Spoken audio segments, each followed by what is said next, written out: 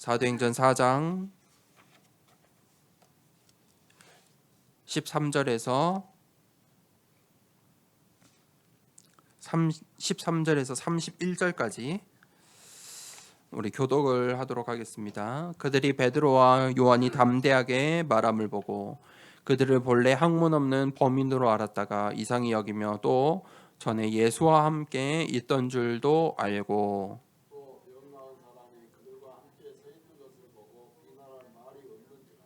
명하여 공회에서 나가라 하고 서로 의논하여 이르되 이 사람들을 어떻게 할까? 그들로 말미암아 유명한 표적 나타난 것이 예루살렘에 사는 모든 사람에게 알려졌으니 우리도 부인할 수 없느니라.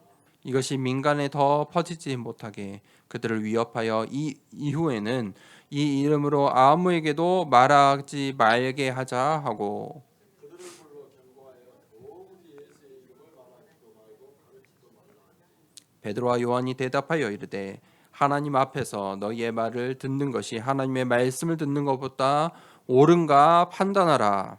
우리는 보고 들은 것을 말하지 아니할 수 없다.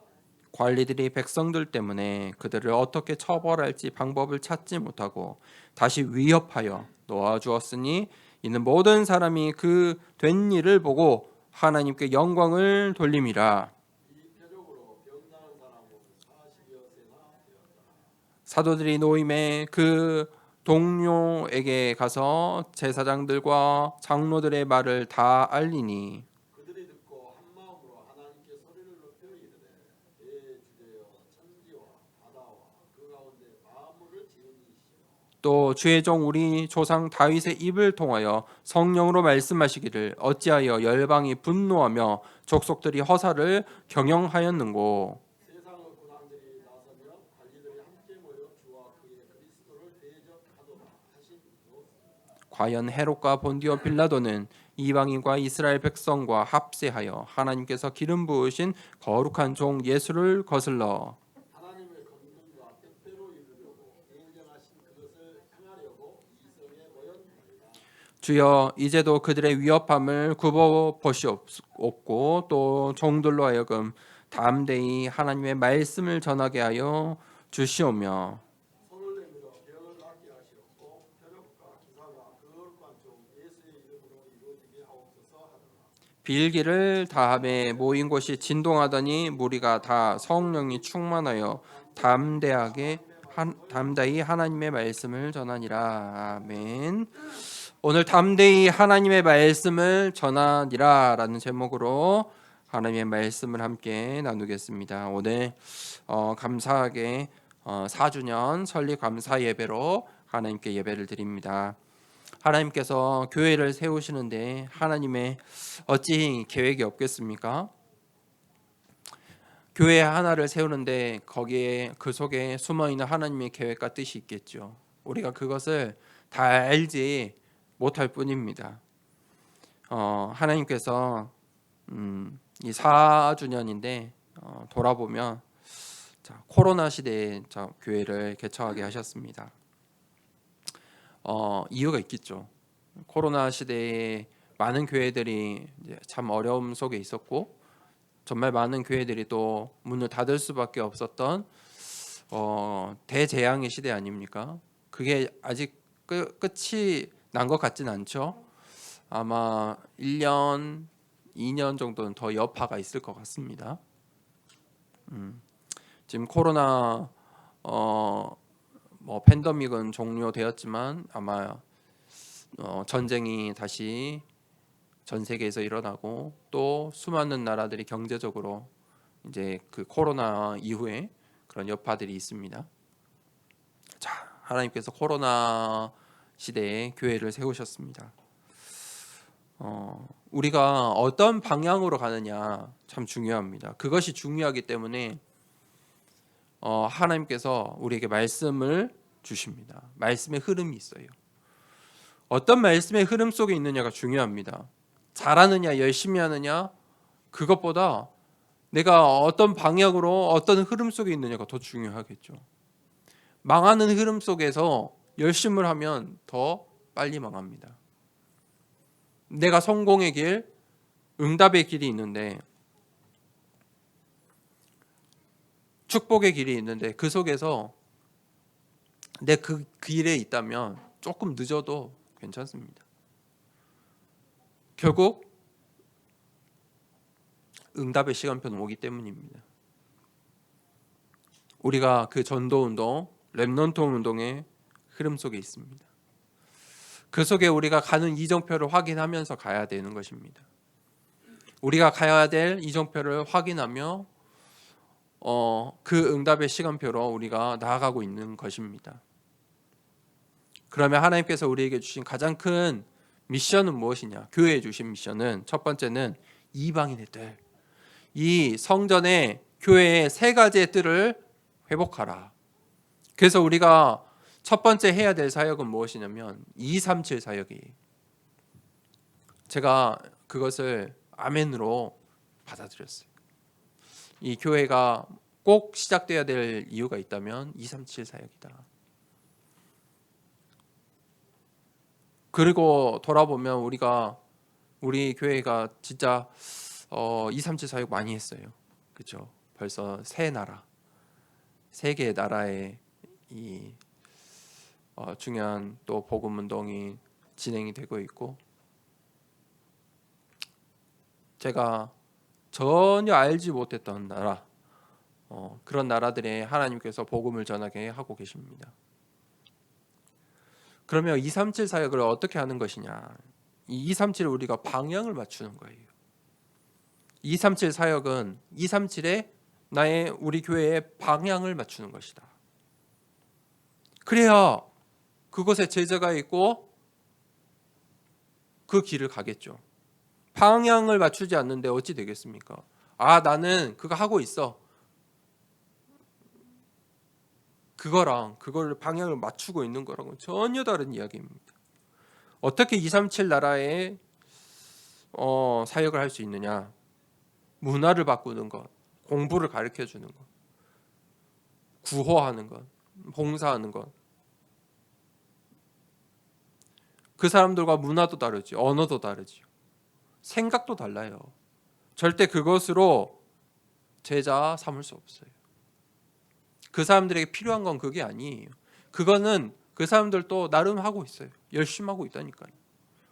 그 사람들이 교회까지 온 것은 복음이 필요해서예요. 복음이 필요하기 때문이에요. 237 나라의 사람들이 우리 교회에 더 사람 교회에 오는 이유가 무엇이냐면 복음 들으러 오는 거예요. 좀 서툴고 언어에 서툴고 어렵지만 와서 앉아 있는 것은 복음 때문에 앉아 있는 거예요. 어떻게 여기서 좀 살아볼까? 그거 들으러 온 거 아니잖아요. 우리가 그거 해줄 수 있는 것도 아니에요. 이 시대의 유행으로, 이 시대의 흐름으로 그 사람들을 도와줄 수 있는 것도 아니에요. 우리가 해야 되는 237 사역은 뭐냐면 정말 깨끗한 원색의 복음을 전달하는 거예요. 그러면 모든 게 다 바뀌어요. 결국은 자신들의 나라 237 5천 정도까지 살리러 가게 되어 있어요. 그 응답을 보기 전까지 뭐하라? 오직의 복음, 원색 복음만 말해야 돼요. 그게 이방인의 뜰이에요. 이방인들은 그거 들으러 온 거예요. 병든 자들의 뜰. 두 번째 사역은 치유 사역하라. 치유 사역하려면 내가 먼저 치유의 증인이 되어야 돼요. 기도하세요. 호흡하세요. 집중하세요. 지금 메시지 흐름 속에 단어가 나오잖아요. 도전해보세요. 그래야 치유 사역할 수 있어요. 치유 사역하려면 사역자가 있어야 돼요. 치유 사역자. 치유 사역자는 누구입니까? 복음으로 답을 내린 사람은 치유 사역자예요. 무엇으로 치유할 수 있습니까? 복음이 답이 된 사람이 복음으로 답을 내려야 치유가 되는 거예요. 교회에 오지만 그저 복음을 들으러 오는 사람도 있고 그저 좋아서 오는 사람도 있어요. 그거 갖고는 치유되지 않아요. 복음에 완전 답을 내리셔야 돼요. 결론을 내리셔야 돼요.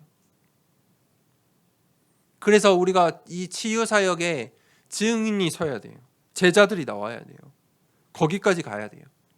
자, 그러면 어떻게 치유하냐? 치유의 키포인트는 뭐냐면 각인이다. 각인을 바꾸는 것이다. 잘못 각인되는 것을 바꿔주는 게 치유 사역이에요. 치유 사역은 무엇이냐? 그 사람의, 우리 대상자들의 각인을 바꿔줘라. 그래서 우리 더사랑교회가 이 광주 지역에 각인을 바꿔야 돼요. 치유하는 교회. 광주의 각인을 바꿔라. 이 광주에서 하나님이 원하시는 이 망대를 세우고 237 나라 5천 종족을 세울 충분하다니까요. 그 증인을, 그 제자를 세워야 돼요. 그게 치유 사역이에요. 세 번째는 아이들의 뜰, 렘넌트 사역. 렘넌트의 망대. 제가 늘 지금까지 목회자로서 살아오면서 늘 옆에서 들었던 거는, 아니 왜 너네만 렘넌트 사역한다고 생각하냐. 굉장히 그런 말 많이 들었어요. 밖에서 많이 후대 사역, 다음 세대 사역 많이 한다. 근데 그 정도로는 안 돼요. 한다 정도가 아니에요. 우리는 렘넌트를 망대로 세워야 돼요. 더사랑교회에 있는 모든 우리 렘넌트들이 하나하나의 망대예요. 다음 시대의 망대예요. 망대에게 필요한 건 무엇입니까? 첫 번째, 7 망대의 기도. 우리 렘넌트들이 성인이 되기까지, 자립하기 전까지 기도할 수 있도록 각인시켜야 돼요. 이 아이가 혼자 있는 시간에, 어려운 순간에 문제를 만나고 인생의 중요한 시간표에 기도할 수만 있으면 돼요. 그게 렘넌트의 망대예요. 그러면 우리 렘넌트들이 그 다음에 7 여정을 확인하는 거예요. 7 여정을 어떻게 확인해요? 말씀 속에서, 예배 속에서. 그 여정을 같이 확인하며 신앙생활을 할 수 있도록 도와주셔야 돼요. 그러면 이제 이정표가 나와요. 이정표는 무엇이냐면 이 3이정표는 서밋이에요. 현장을 살리는 거예요. 우리 렘넌트들이 앞으로 4차 산업 시대의 전도자예요. 이 두 단어를 다 기억하셔야 돼요. 4차 산업 시대의 전도자다. 우리 렘넌트뿐만 아니라 지금 말씀을 듣고 있는 우리 성도님들, 중직자님들도 앞으로는 이제 4차 산업 시대의 중직자하고 전도자예요. 무슨 말이냐? 이 우리의 현장이 바뀌고 있어요. 생각도 바뀌고요. 중요한 패러다임들이 전부 바뀌면서 산업의 형태도 바뀌고 직업도 바뀌고 있어요. 예전에 우리 할아버지 윗세대들은요, 농사했어요.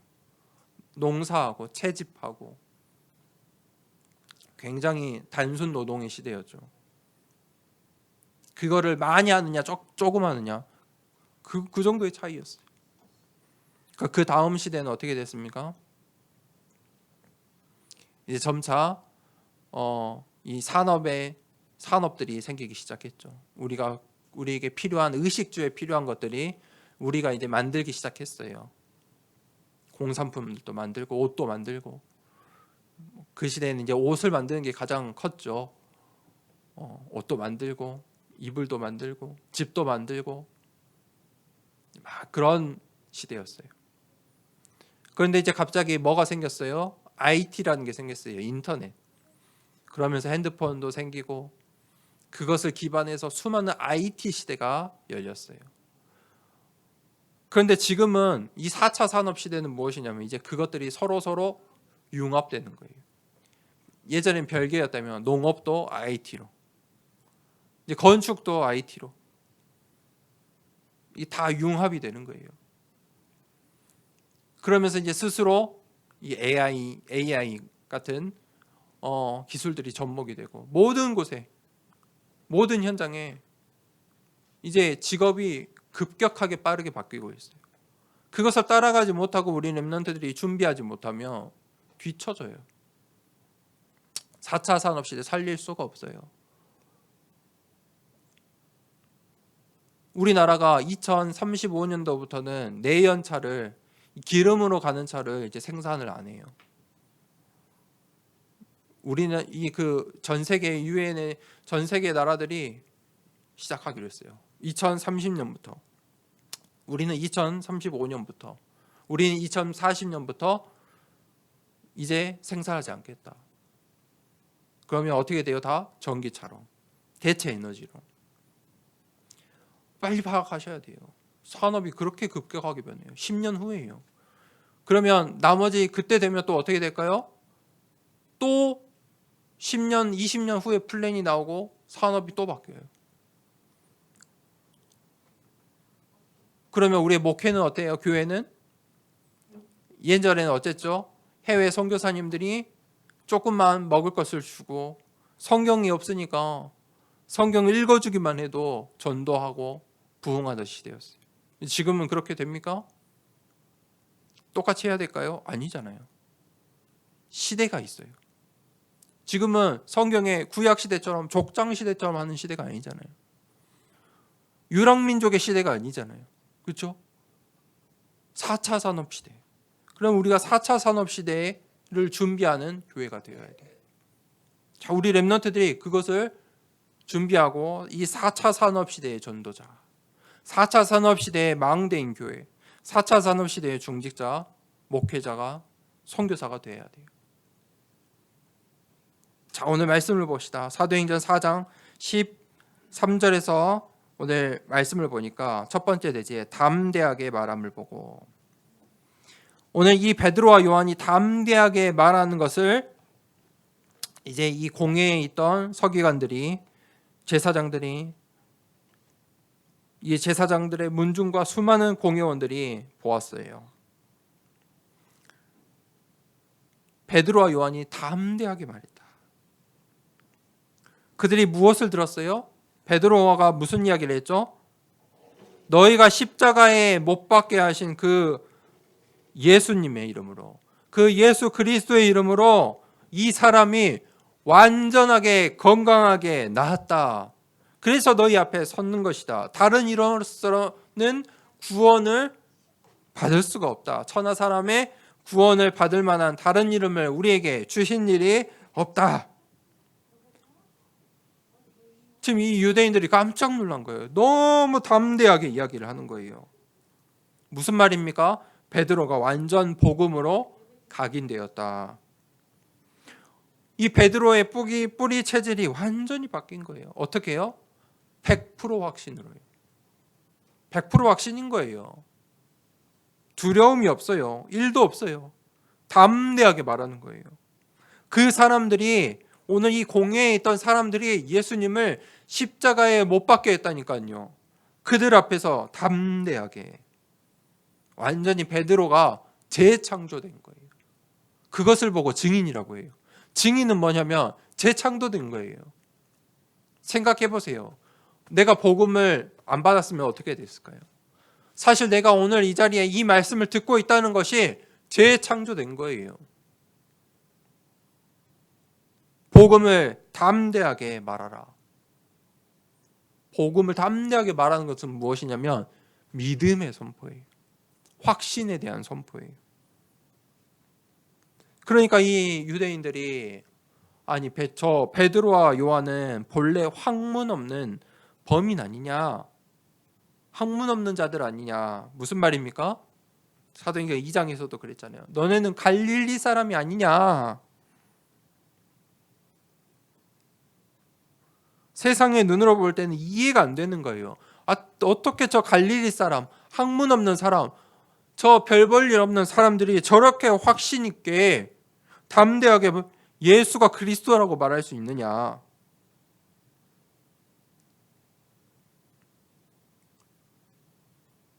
그런데 그 옆에 누가 있어요 지금?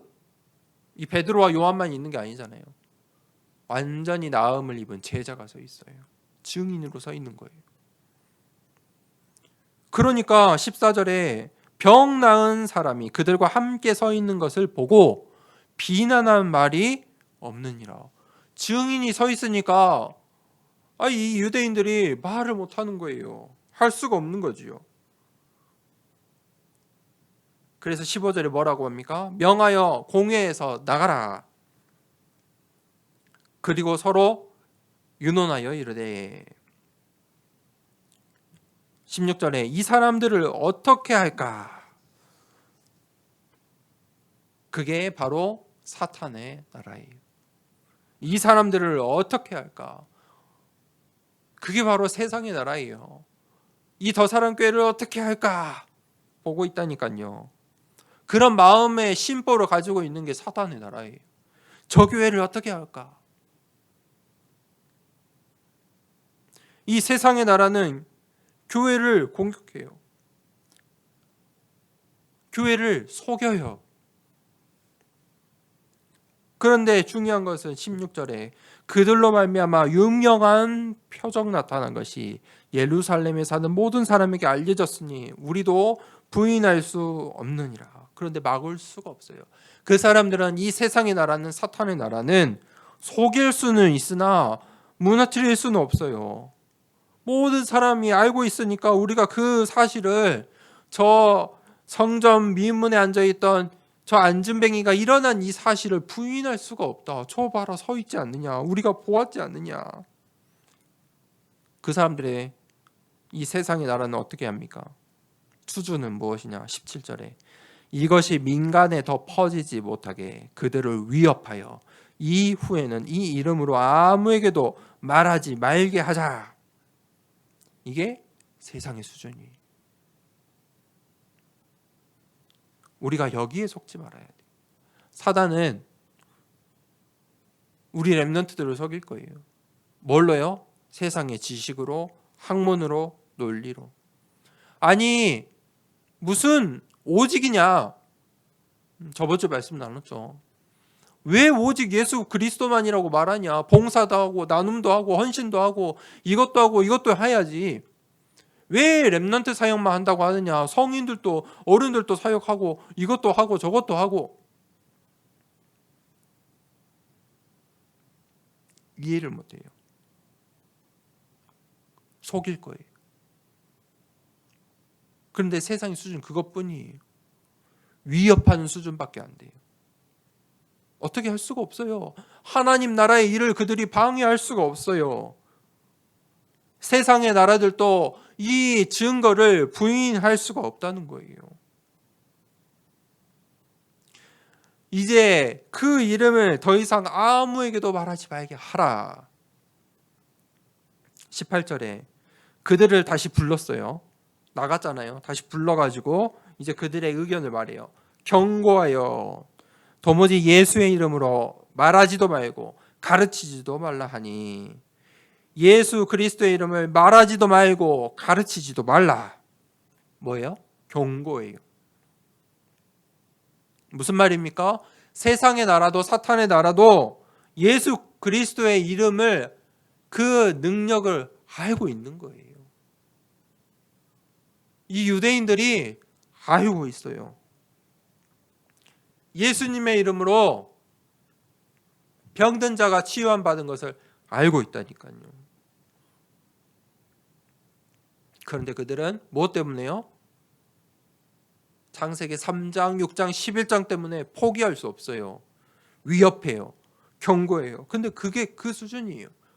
그런데 수많은 성도들이 거기에 속아요. 여전히 속는다니까요. 너네는 이단이야. 예수 그리스도의 이름을 말하지 마. 그 말에 속는다니까요. 왜 속습니까? 그런데 사실은 그들은 어땠어요? 베드로와 요한이 담대하게 말함에 두려워하고 있는 거예요. 그러니까 나가서 더 이상 말하지 말라고 하는 거예요. 그 이름을 다시는 말하지 말라는 거예요. 두려운 거예요. 무서운 거예요. 세상의 나라가 사탄의 나라가 가장 무서워하는 이름이 무엇입니까? 예수 그리스도다. 답을 내세요. 오늘 베드로와 요한처럼 담대하게 선포하세요. 예수 그리스도의 이름으로. 다른 이름이 없어요. 19절부터 22절에 이제 바울이 대답을 해요. 하나님 앞에서. 베드로와 요한이 대답하여 이르되 하나님 앞에서 너희의 말을 듣는 것이 하나님의 말씀을 듣는 것보다 옳은가 판단하라. 세상의 기준은 어디에 있습니까? 완전히 창세기 3장, 6장, 11장에 세팅되어 있어요. 이익과 손해예요. 그 이상 그 이하가 없어요. 모든 것이 거기에 기준이 되어 있어요. 그러니까 그렇게 판단하는 거예요. 그러니까 오늘 이 유대인의 이스라엘의 공의회가 자기네 편들을 다 모아다 놓고 베드로와 요한을 둘러싸고 한다는 말이 그거예요. 위협하고 경고하고 말하지, 예수의 이름을 말하지 말라. 그렇게 판단하는 거예요. 세상의 그 잘못된 기준과 각인을 바꾸셔야 돼요. 그렇지만 아니면 우리도 그런 잘못된 결론을 내는 거예요. 교회가 세상의 흐름을 따라가면 결국은 잘못된 결론이 난다니까요. 하나님 나라의 기준은 무엇입니까? 하나님 앞에서 생각해 보라. 하나님 앞에서예요. 모든 것을 하나님 앞에서 판단하는 거예요. 그것이 성령의 인도예요. 오늘 이 베드로가 성령이 충만하여서 이 공회 앞에 섰잖아요. 하나님 앞에서 너희의 말이 맞냐? 하나님의 말씀을 따르겠냐? 내가 하나님 앞에서 너희들도 하나님 앞에 서 있다면 너희 말을 듣겠느냐? 하나님의 말씀을 따라가겠느냐? 질문하세요. 세상의 말을 따라가겠습니까? 하나님의 말씀을 따라가시겠습니까? 세상의 말을 따라가는 게 낫습니까? 하나님의 말씀을 따라가는 게 낫습니까? 무엇이 옳은가 질문해보라. 한 주간 동안 질문해보세요.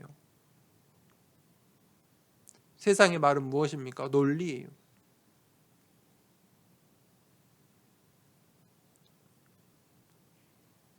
자신들의 논리를 가지고, 지혜를 가지고, 지식을 가지고, 철학을 가지고, 진실을 가지고 이야기해요. 사실 다 포장된 거예요. 사탄의 나라로 온갖으로 포장되어 있는 속임수예요. 하나님 나라의 각인을 바꿔야 돼요. 하나님 나라의 기준을 세우셔야 돼요.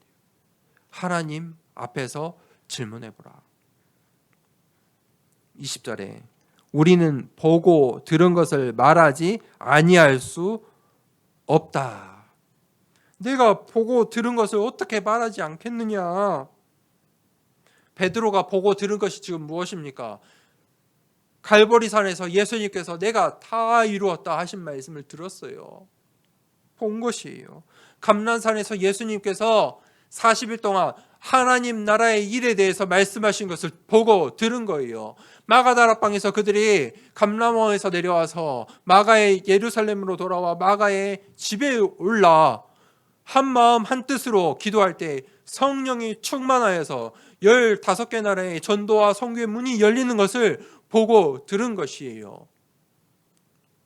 이 베드로가 그것에 확신을 가지고 나사렛 예수 그리스도의 이름으로 일어나 걸으라 했는데 나음을 입은 거예요. 그 보고 들은 것을 어찌 말하지 아니할 수 있겠습니까? 베드로가 체험한 거예요. 오늘 우리 모든 성도님들이 체험하셔야 돼요. 말씀을 한 번만 체험하시면 돼요. 이 복음을 한 번만 체험하시면 돼요. 그러면 각인이 바뀌어요. 노력하지 않아도 돼요. 기도하세요. 그러면 뿌리 내리고 채질화가 돼요. 예배를 드리지 말라고 해도 예배를 사모하게 돼요. 복음 전하지 말라고 해도 복음을 전하고 싶어요. 말하지 말라고 해도 말 안 할 수 없는 거예요. 그게 복음의 체험이에요. 오늘 이 안진뱅이가 그 복음을 체험한 거죠. 나는 은과 금을 따라 살았는데 나사렛 예수 그리스도의 이름을 믿고 손을 잡고 일어났는데 체험된 거예요. 인생이 바뀌었어요. 그런데 어찌 말을 안 합니까? 기뻐 뛰며 성전에 나아가 사람들에게 말하는 거예요. 예수 그리스도의 이름으로 내가 완전히 나았다. 사도행전 1장 1절, 3절, 8절 그리스도 하나님 나라 성령을 체험하셔야 돼요. 그런데 불신자들은 이것을 알지 못해요. 그들은 보지 못했고 듣지 못했기 때문이에요. 불신자들이 하나님을 모르는 사람이 보고 들은 것은 무엇이에요? 불신자 6가지 상태예요. 하나님 떠난 상태예요. 12가지 재앙 속에 있어요. 창세기 3장, 6장, 11장 나의 것, 성공이라는 완전히 틀 속에 있어요. 그거 말고는 생각할 수가 없어요. 생각하지도 않아요. 사도행전 13장, 16장, 19장에 그 세상의 우상의 병든 가운데 올무가 되어 있어요. 해결이 안 돼요. 그러니까 우상 숭배할 수밖에 없어요. 사주팔자 따라갈 수밖에 없어요. 하나님 떠난 인생은 허무해요. 하나님 없는 인생은 허무할 수밖에 없어요. 그러니까 정신의 문제, 육신의 문제가 오는 거예요. 그러니까 종교 생활할 수밖에 없어요. 우리 시대의 모든 사람들이, 이 불신자들이 과거와 오늘과 미래의 상처 속에 있다니까요. 불안 속에 있어요. 해결할 수가 없어요. 오늘 베드로가 그 현장에 담대함으로 복음을 선포하는 거예요. 복음은 무엇입니까? 내가 보고 들은 것을 확신하고 전달하는 거예요. 그랬더니 21절에 어떻게 합니까? 관리들이 백성들 때문에 그들을 어떻게 처벌할지 방법을 찾지 못하고 다시 위협하여 놓아 주었으니, 다시 한번 위협해요. 그거밖에 못해요. 이게 세상 나라 사단의 나라예요. 위협하고 속이는 것밖에 할 수 없다니까요. 속지 마세요. 복음을 막을 수가 없어요. 그러니까 어떻게 해요? 모든 사람들이 그 된 일을 보고 하나님께 영광을 돌리더라. 결국은 하나님께 영광이 돌아가게 되어 있어요. 이 세상에 사탄이 막을 수가 없다니까요. 그러니까 22절의 결론은 뭐냐면 치유사역이에요. 이표적으로 병 나은 사람은 40여 세나 되었더라. 치유사역. 막을 수가 없어요. 세 번째지 23절에서 31절에 기도문이,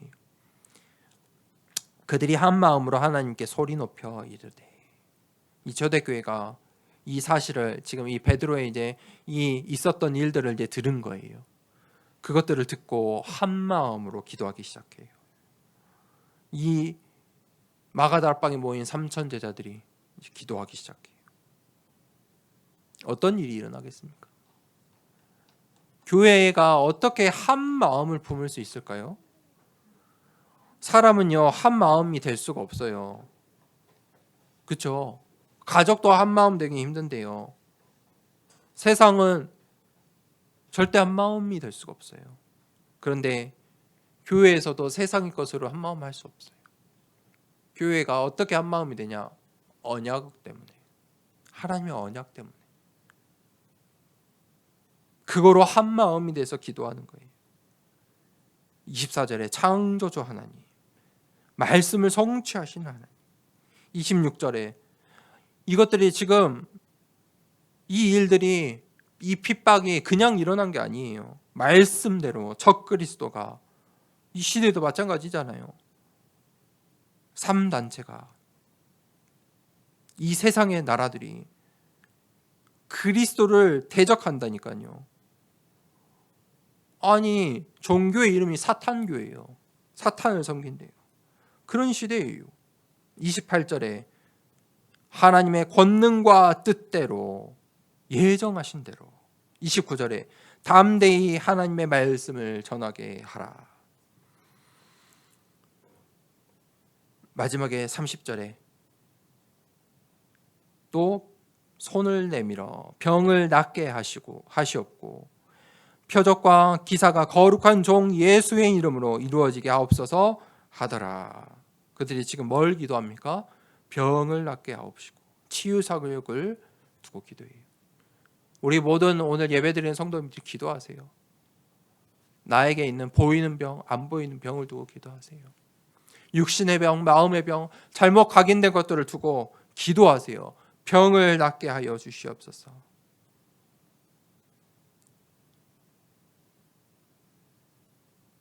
그때 전무후무한 일들이 일어나요. 하나님 보좌의 능력이 임하는 거예요. 치유는 무엇이냐면 재창조의 역사예요. 그것이 치유 사역이에요.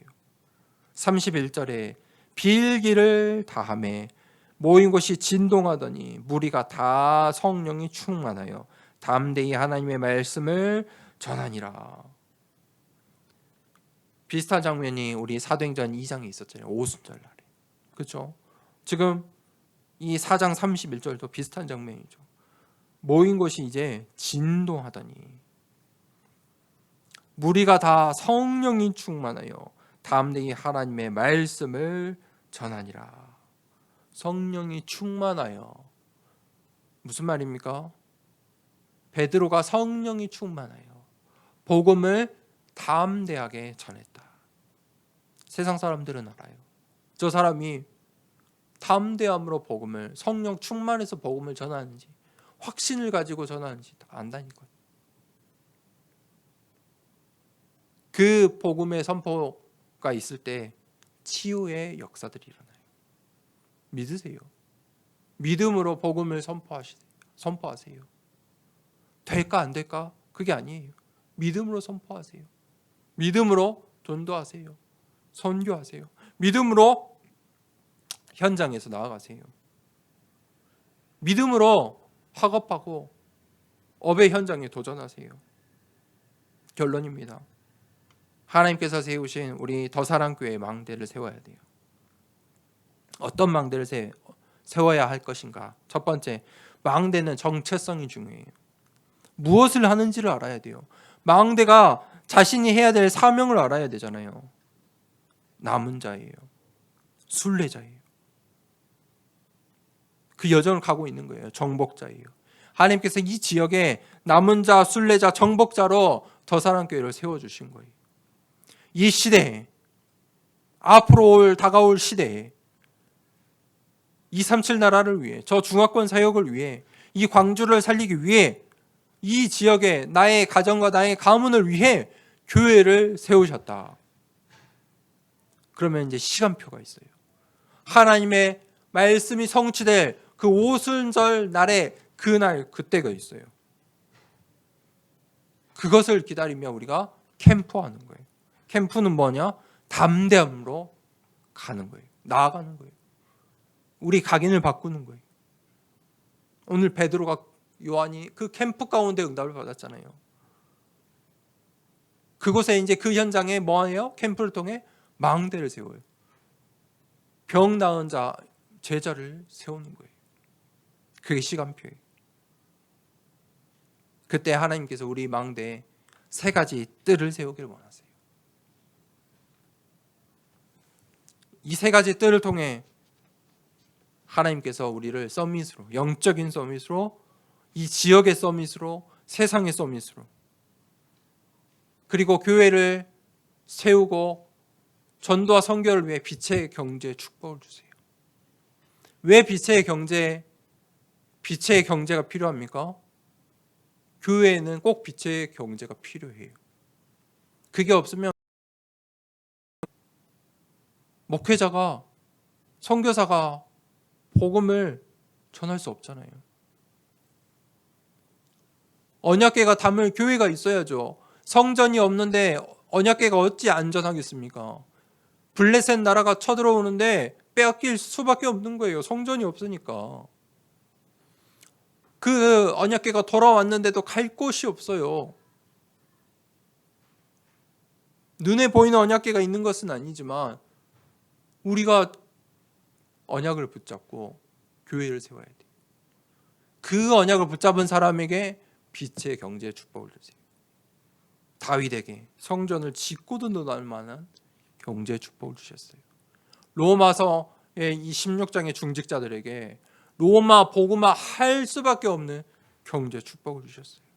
처음부터 바울이 그 응답을 받은 게 아니잖아요. 바울이 처음에는 자신도 천막 치는 일을 하면서 전도하고 선교했어요. 그 여정 속에 중직자가 세워졌어요. 어떻게 해요? 언약 붙잡은 자들이 나오는 거예요. 베드로가 처음부터 초대교회를 이렇게 세운 게 아니잖아요. 성령 충만해서 있는 자리에서 담대하게 복음을 선포하는데 제자들이 쓰는 거예요. 그들을 통해서 교회가 세워지는 거예요. 그들이 어떻게 했어요? 자신의 가진 것을 교회 안에 어려운 이들을 위해 나눠도 충분할 만큼 빛의 경제 축복을 받았어요. 우리 더사랑교회 우리 중직자들이 렘넌트들이 그 응답 받기를 축복합니다. 우리 더사랑교회가 전도하고 선교하고 237 사역을 하는데 충분하고 넘쳐 흐르는 빛의 경제 축복이 임하도록 기도합니다. 무엇 때문에요? 담대히 하나님의 말씀을 전해야 하기 때문이에요. 어디에요? 237 가운데, 병든 자들 가운데, 우리 렘넌트들 가운데. 그 사역하는 교회와 모든 성도 중직자 우리 렘넌트 되길 축복합니다. 말씀 붙잡고 기도하겠습니다. 오늘 설립 감사주일입니다. 교회를 축복하고 교회를 위해서 기도합시다. 하나님 세우신 이 교회가 정말 하나님 전도운동하고 237 사역, 치유 사역, 렘넌트 사역에 오늘 베드로처럼 담대히 하나님의 말씀을 전하고 제자가 세워지고 한 마음으로 함께 모여 기도할 때 성령이 임하고 전무후무한 일들이 일어나게 해달라고 이 시간에 교회를 두고 우리 현장을 두고 함께 기도하도록 하겠습니다. 하나님 아버지 감사합니다. 우리를 4년 동안